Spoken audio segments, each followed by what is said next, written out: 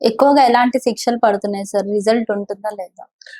General గా check bounce కేసులలో ఏమవుతుంది అంటే, ఎప్పుడైతే చెక్ ఇచ్చిన అతను ఉంటాడో దానికి సంబంధించిన సాక్ష్యాలు ఉంటాయి అన్నట్టు. జనరల్ గా ఇట్లా హ్మ్. ప్రామిసర్ నోట్ ఇవ్వడమో కానీ, అవును. ఏ విధంగా డబ్బులు ట్రాన్స్ఫర్ చేశారు, దానికి సంబంధించిన ఎవిడెన్స్ అన్ని సాక్ష్యాలు విచారించిన తర్వాత చాలా వరకు చెక్ బౌన్స్ కేసులలో మాత్రం రిజల్ట్ పక్కా వస్తుందండి.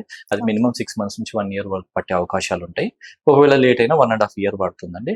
శిక్ష మాత్రం ఖచ్చితంగా అంటే ఏదైతే లయబిలిటీ ఉంటుందో ఆ అమౌంట్ రావడానికి అవకాశాలు ఎక్కువ. ఒకవేళ కట్టలేని పక్షంలో ఉంటే అవును. ఇంప్రిజన్మెంట్ కూడా పడే అవకాశాలు ఉంటాయి. అంటే కొందరు ప్రామిసర్ నోట్, బాండ్ ఇవన్నీ రాసుకోరు సార్. ఉమ్. డైరెక్ట్‌గా ఇచ్చేస్తారు. సో, అలాంటి వాళ్ళకి ప్రాసెస్ ఎలా ఉంటుంది సార్? నేను చాలా మందికి చెప్పేది ఏంటంటే, మీరు ఎవరి దగ్గరైనా అప్పు ఇచ్చినా తీసుకున్నా కానీ కంపల్సరీ ప్రామిసర్ నోట్స్ అనేది కంపల్సరీ అండి. ఆటితో పాటు అది హ్మ్. ఎవిడెన్స్ కింద పనిచేస్తుంది. క్రిమినల్ కేసు అంటే చెక్ బౌన్స్ కేసులు వేయడానికి మాత్రం కంపల్సరీ ఒక చెక్ అంటే ఒక భరోసాగా ఒక అవును. బాధ్యతగా తీసుకోవాల్సి ఉంటుంది అన్నట్టు. ఎందుకంటే రేపు ఒకవేళ ఇయ్యలేని పక్షంలో లేదంటే ఎగ్గొట్టాలని అవతల వాళ్ళు ప్రయత్నించినప్పుడు మనం అవును ఈ సార్. చెక్ బౌన్స్ ద్వారా మన మనీని మనం రికవరీ చేసుకోవచ్చు.